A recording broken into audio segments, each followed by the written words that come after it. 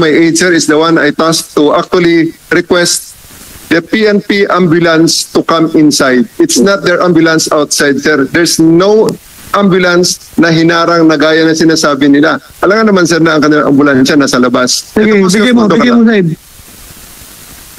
Good afternoon, Your Honors.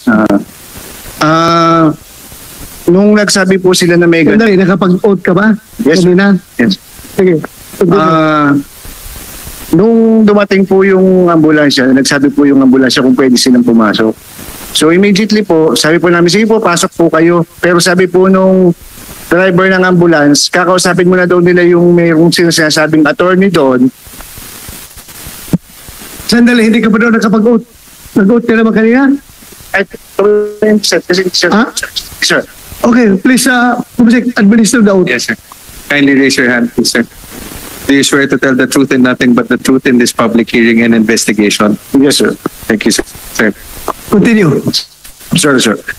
Nung sinabi po na meron daw pong nahimatay doon, marami nang nahimatay. So immediately after, sir, pinapapasok na po namin yung ambulansya. Ambulansya na po, pinapapasok na namin, meaning hindi nyo pinapasok initially. Sir, kasi po, nakahalang po yung kanilang fire truck doon at saka ang dami po nila doon. Kaninong ambulansya yung ibig mong sabihin na pinapapasok na? Yung pong aming ambulansya at saka po yung ambulansya din na meron pa pong dumating yung ibang ambulansya na pinapapasok nga po. Hindi po talaga sila makapasok kasi po, yung fire truck nila nakaharang doon, yung mga tao nila, unruly po, hindi po namin mapakiusapan na tumabi kayo, pumasok kayo. Kaya nag-decide po yung isa pong ambulance driver doon, nag-decide po siya na parang may kakausapin pa po sila sa part ng KOGC. Tapos nag-decide po sila na yung po mga yung may mga nahimatay, i-accompany na rin po nila palabas. Pero later on din po, nakapasok din po yung mga ambulance doon.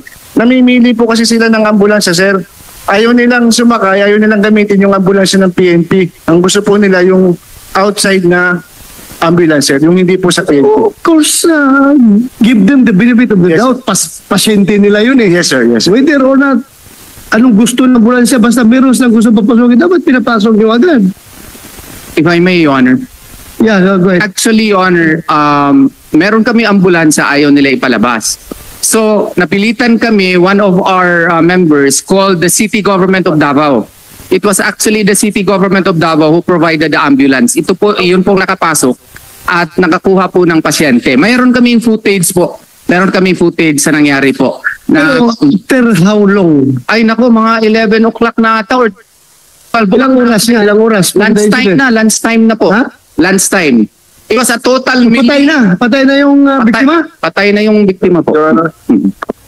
Your Honor. Alam mo, before you answer, we are here to save lives. Di ba meron tayong doktrina sa PNP, regardless kung makalayas yung kriminal, yung suspect, bahala na makalayas yan kaysa makapatay tayo, makakitil tayo ng isang buhay. Yan ang ating kahit na makalayas siya, basta hindi lang tayo makapatay ng makakitil ng isang buhay. Please respond. Your Honor, I just would like to clarify. The first allegation is that the ambulance pinigil naming pumasok. Ngayon man, sir, Attorney Torion is saying that ang ambulansya nila pinipigilan naming lumabas. Ano ba talaga, sir, ang kanilang ina-allege? Because the real situation there, sir, is that just like Attorney Torion has presented so far, we planned for this operation thoroughly, sir, including casualty mitigation. And because of that, nandun, sir, ang ating mga So if you have planned it thoroughly, including casualty mitigation, bakit may namatay? Sir, ito, sir, ang situation. Sige. Ang available na ambulansya, nung sinisigaw nila na may casualties doon sa tower, sir, ay ang aming PNP ambulance. Nandun ang health service natin at meron din tayo yung ating Don Merecido Ambulatory Hospital, sir. Sir, mga Cirujano galing sa Southern Philippines Medical Center ang pinaghanda ko. Kasi we are expecting great casualty, sir.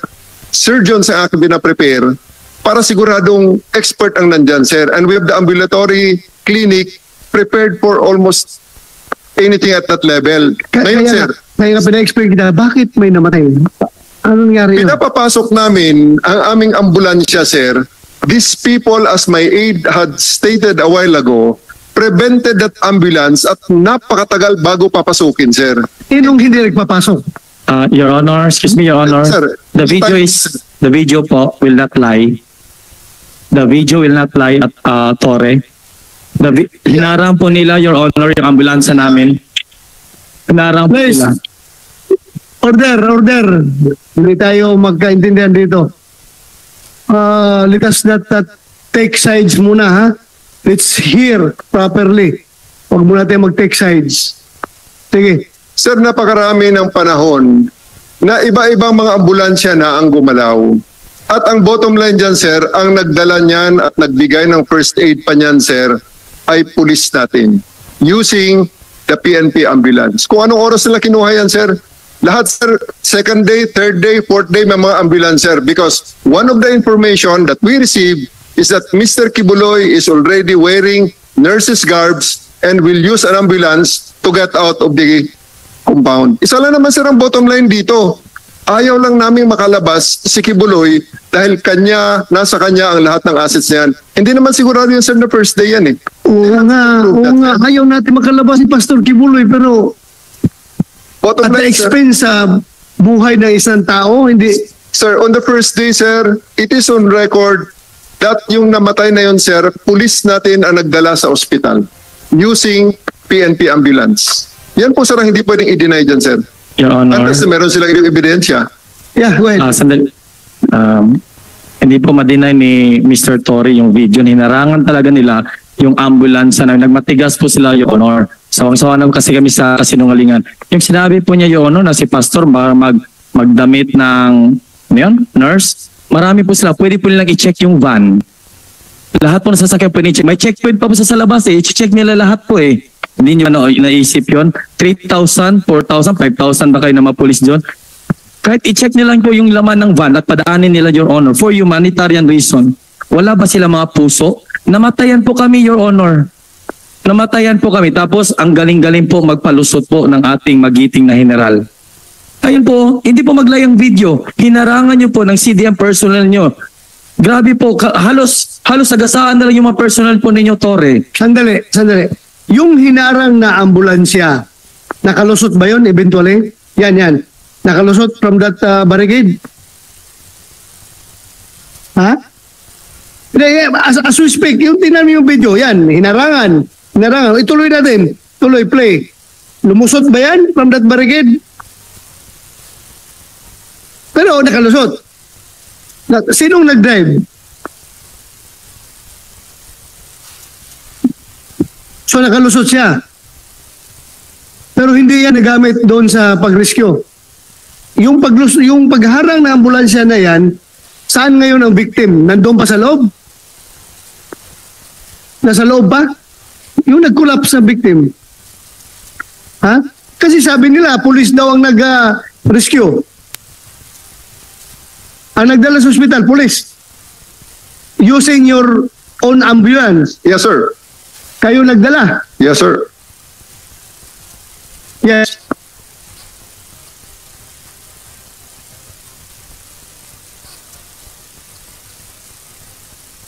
General Torre just insinuated now that this footage could have been taken any day, di ba? Hindi niya alam, pwedeng the following day, pwedeng day 2, pwedeng hindi kami yung nagsisinungaling that it didn't happen on the first day. But in fact, this was shown on the telecast of that day when Torre raided the KOJC. And sir, may I just step back a little bit? Because I think that question is so important when you ask, bakit 30 minutes, diba? You ask that the first time when he gave that warning, bakit 30 minutes? The simple answer is just capricho. No, so why is that important to point out? It's important to point out because this is what the KOJC has been bearing all these 14 days. Yung tyrannical, this petty tyrant, General Torre, who abuses and really oppresses everybody there, and it's so arbitrary and just based on his whims and caprices. And after that, Your Honor, no? Go ahead. Yes. Pagpasok kasi, plus bomb, may narinig kaming plus bomb eh. After that, lobbing of tear gases. Pumasok kami, may mga pictures po tayo. Ano mo yung pictures nun? Tapos na yun, no? Nakita na ba yun? Yan, patay po. And then after that po, we checked with, kasi ang gulo. Hindi ko na malaman po, Your Honor, during that Sandali, time. sino yan ba yung namatay? Yung nakapula po ang namatay. Yan ang Yung namatay. nakapula. Yung iba kasi na heart attack, Your Honor. 4 yung na heart attack. 5 sila lahat eh. 4 yung na heart attack po during that time. Akala nga namin 7 yung namatay. Nag-report yung SMNI kasi sa kadaming naming i-attend, no?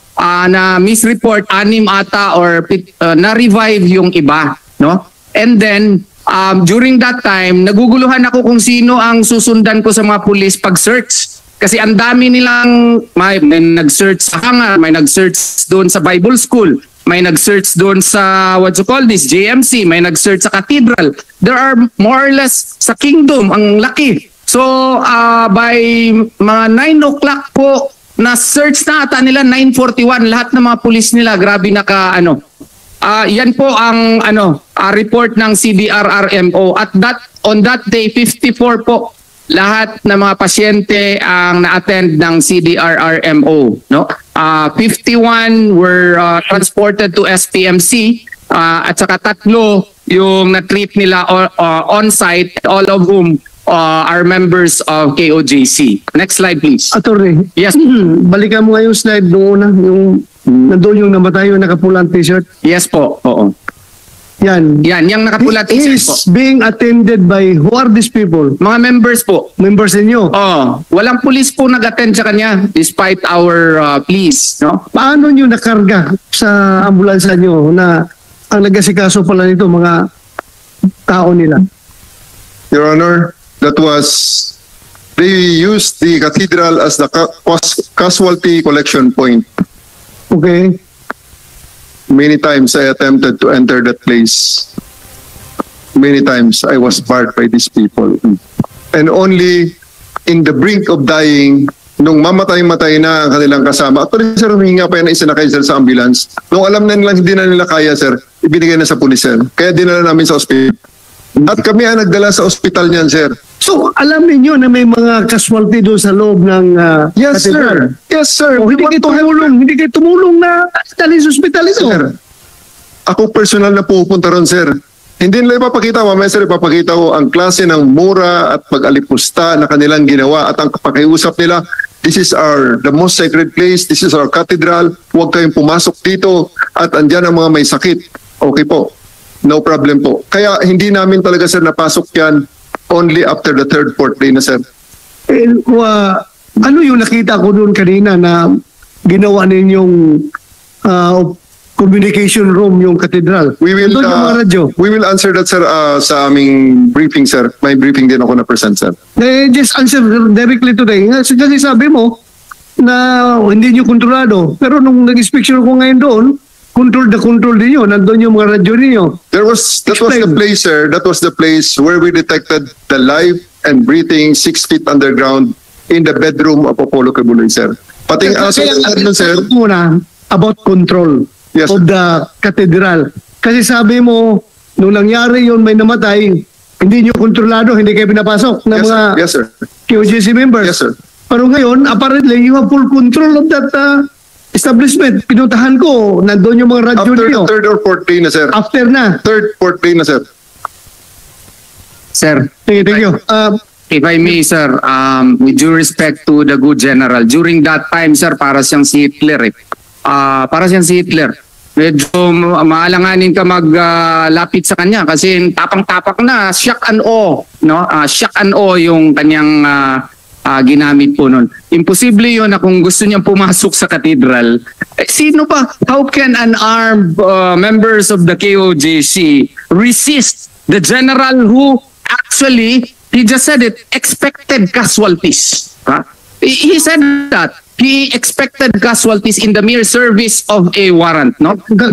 Attorney, Yes, Your Honor. pag magkanda ka ng operation, you expect for the worst palagi. Kaya naka-ready na yung mga lahat ng posibleng mangyari, paghandaan mo.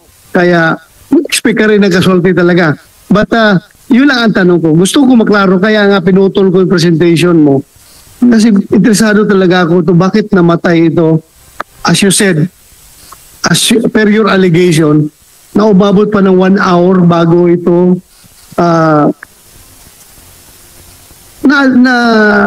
nabigyan ng pansin. Apparently because hindi nyo mapuntahan dahil hinarangan kayo ng pulis.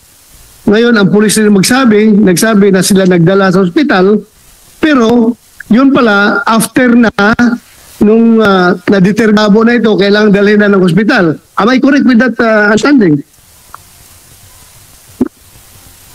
Mr. Chair, Yes. ang nangyari po doon, di ba madaling araw? Yun na, pagsabog na nung tear gas doon sa may gate na pinuntahan natin, nag-collapse na si Brother Edwin sa tower kasi siya yung nasa tower. May video po. Okay, sige. Tapos, hindi namin siya mababa kasi nakaharang yung polis. Yun yung totoo. Kahit tanungin natin yung mga members na nandun, yun po talaga nangyari. Nandun lang siya sa taas. So nakita ng mga pulis na nandun We sa were taas ng tower. asking for help. Andun siya sa tower, kung makita niyo kanina yung may mga... Sino mga tao mo doon sa tower? Wala, ang mga pulis nakaharang sila, nakabarricade. Oh. That tower, sir, is occupied by KOJC, sir. Hindi lang naman mag-isa, sir, ang tao doon sa taas. At hindi na, yun actually, sir, ang mga May defenses. kasama siya doon sa taas. We will actually, yes, sir, we will address that, sir, in the presentation that we will present later. Okay. In the Hindi video. pala- Please continue, Atty. Torion. Sinungaling ka talaga, Tori. Sir, may I say Dapat something, siya sir? sa pakit. Yes, go ahead. Ma'am, correct. I'm Attorney Dan Engineer Lito Zapanta from the Kingdom of Jesus Christ. He is one of the persons who suffered a heart attack. Good afternoon po, Mr. Chair. Good afternoon. Opo, nung time po ng pag-attack nila, andun po ako sa hangar sa likod. Ngayon po, nakita ko, nasaksayan ko yung pagputol nila pag-cut nila ng bakod. Kaya hinarangan ko po, kinausap nila Basko doon pagkaputol nung bakod, dahil manipis lang, kinausap ko po yung nagsasalta sa megaphone. Sabi ko, mayroon po kaming pintuan sa harap, bakit di po kayo doon pumasok? Pero binigyan kami ng warning, kaya napilitan akong pumasok sa loob namin kasi obstruction of justice daw, kakasuhan kami. So nakiusap po ako. Pero nung na sila, barricade, nag-shield, prepare pagpasok, nung hinarangan namin, 4 lang po kami, nakiusap kami, biniran nila ako palabas. Doon, medyo mataas po ang BP ko noon. So kinaladkad nila ako palabas, pinadapa, tinapakan sa likod, sa ulo, tapos pinusasan. Gusto nga pong pusasan pati pa ako, kinaladkad nila ako doon, palabas, pinilayo ako. Hanggang sa tingin po siguro ng pulis na medyo hirap na ako sa kalagayan ko, may dumating pong po ba yun o kinuhaan ako ng BP. Sabi mataas ang blood pressure ko, pero wala pong gamot na ibinigay miski isa.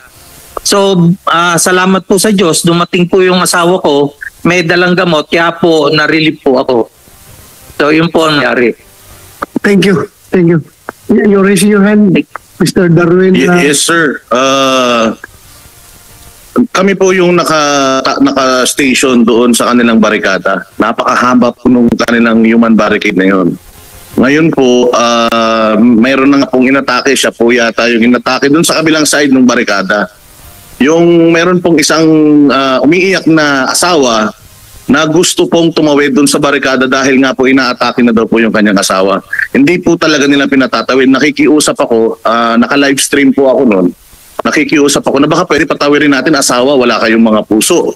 Ayaw po nilang patawirin. Hanggang sa dumating na po yung mga nurses ng KOJC, pinapakita po nila yung ID na sa mga kapulisan natin. Nurse ako, patawirin mo ako kasi meron inaatake sa puso na kasamahan namin. Kasama pa yung abogado, pinakita din po. What particular part yan? Papunta po ng hangar. Hangar? Opo, papunta po ng hangar. Nakabarikada po silang ganun. Parang hinati nila Yung papunta ng Kingdom at saka papunta ng hangar. So hindi ka na po talaga makakatawid doon. Pag nasa kabilang side, hindi ka makakapunta rito. Kung nandito ka, hindi ka makakapunta ron. So sabi ko, emergency po ito. Nurse, may inaatake, license, pati yung lawyer, pinapakita niya yung license. Hindi po talaga binigyan ng access. Ang tagal-tagal, until talagang nagpumilit na lang kami na piyakin yung kanilang barikada, nakalusot yung dalawang tao na yon, yung misis at saka yung abogado. Yung nurse. Sinong pan mo doon, General Torre? Sinong ground commander mo doon sa may hangar at that time? We have to know the... Sir, I gave that task to secure the hangar and the backstage with the RMFB and the SAPSA. Sino ang official mo doon para matanong natin? Rex Malimban and... Rex Malimban? Colonel Rex Malimban, sir. And Colonel Eric Sibal. Sir, is it true yung allegation nila na alam ninyo na mayroong nag-collapse doon sa likod ng barricade ninyo tapos hindi nyo pinapasok yung gusto mag-rescue? Good afternoon, Your Honor. Go ahead. Sir, for our part, sir, actually, our main objective is to secure, sir, yung area, sir, nung sa may malapit, sir, sa may residential area. So we went through yung bakod, sir, na sinasabi nila doon sa hangar, sir. Actually, sa hangar. So, during that time, sir, nung pumasok, actually, hindi naman, sir, gumamit talaga ng tear gas doon. So, yung nakita, sir, na usok ay galing, sir, sa fire extinguisher, sir, na ibinuga, sir, sa tropa, sir. Fire extinguisher. So, tama naman po yung sinasabi, sir, na... Sandali, bakit magkakaroon ng fire extinguisher? Galing po sa loob, sir. Galing sa loob? Yes, sir. Bakit niya ginawang fire extinguisher? May sunog ba? Hindi, sir. Kami ang binugahan, sir, ng fire extinguisher. Kayo ang binugahan? Yes, sir. Yes, sir. Oh, sir. Wala naman kami dalang fire extinguisher, sir. So, anong nangyari, sir? Meron kayong video niyan na binugahan kayo ng... Meron, sir. Yes, sir. We have, sir. So, during that time, sir, ay tama po yung sinabi kanina, sir, naputol yung bakod. So, nakiusap kami, sir, na pumasok. Pagkaroon, sir, ng commotion. So, what we did, instead na kami, sir, ng usapang pumasok, initially, nag-request kami, sir, ng CDM para harapin, sir, yung mga tao, sir. Unfortunately, sir, medyo makikip, sir, yung daan, sir. So, we need to cut another part of the fence. Okay lang yun. Hindi ako nagtatanong doon sa pagpasok ninyo. Yes, yung possible entry ninyo doon. Hindi ko tinatanong. Ang tinatanong ko, yung may nakiusap sa inyo na i-rescue nila yung tao na nag-collapse doon sa likod ng barikada ninyo, yung mga CDM ninyo, hindi nyo pinapapasok now. As alleged by Mr. Darwin, napalido mo Darwin? Ha? Salcido. Sir, I don't know what time was that, but during that time, sir, maring wala na kami doon, sir. Kasi ang nag-secure, sir, noon is CDM, sir. Sino yung CDM na yun? Kami, sir, doon kami pumunta sa may residential area. Sino yung CDM na yun? Sir, I'll review the name, sir, ano? Pero dumaan din ako dun, sir, later. Dahil inikot ko, sir, yan ang buong area just to check on my men and to check on everybody. Sir, hindi po totoo na in-stop namin ang mga sasakyan nila, sir. Hindi namin kayang i-stop, sir, ang mga sasakyan. Dito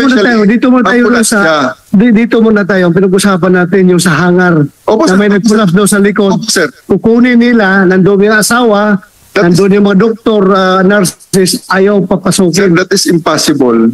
Kasi, sir, they can freely move around. Pastor Marlon Acobo is in a vehicle na pinagmumura pa ako, sir, doon sa barricade namin sa may hangar. At pwede talaga, sir, dumaan, especially kung makita natin mamaya, sir, sa video na lang, sir. Let's let the video speak for itself. Mr. Darwin, you said nagla-live ka noon. So sigurado ko may video ka. Yes, sir, meron po. Nasaan? Kung gusto nyo po, i-present ko sa inyo sa mother name. I-prepare mo. Pero palaban natin who is telling the truth here. Ayaw kung kaya tayo nag-hearing so that we can come out with the truth. Prepare mo yung presentation mo. Mr. Chair. Yes, go ahead. Can we please have I don't know how this hearing goes like this, but I would like to request, if it's possible, to have a count for the lies that General Torres caught saying, like for the past how many minutes pa lang, nakailang sinungaling na siya. And this is important because this is a Senate hearing, and if he has that arrogance and that impunity to lie to senators, then what chance do we ordinary citizens have with a man holding a gun? Well, I can tell you with all clarity na regardless kung siya ang regional director ng PRO 11, if I find him lying before this committee, I can cite him in contempt. Oh, Mr. Chair, the slide. Leave it to me to determine the lies. Okay, Mr. It's Chair. not for you to determine the lies. It's for us, Okay. the committee. Okay. So if I Thank you. may continue, Your Honor. Yes, go ahead. So during that time, SPMC reported 51 patients all in all, Your Honor, including 3 patients who refused to be transported, who were treated there in the site only. And then at 5 o'clock in the morning, that is actually the report of CDRRMO. And then at 5 a.m., Your Honor, it was total melee because omnibus searches were actually done on every nook and cranny of the compound. They searched everywhere, Your Honor. I really had a hard time as to which group I would go, Your Honor, because I was at a loss. There were so many of them, and they were conducting searches at the JMC FI school building, at the cathedral, the private quarters of the KOJC members, the Kingdom, the Bible school, the hangar, the Medina area, Your Honor. And this would prove, Your Honor, that since they were armed with an arrest warrant only, then supposedly an omnibus search is not allowed. At 6:50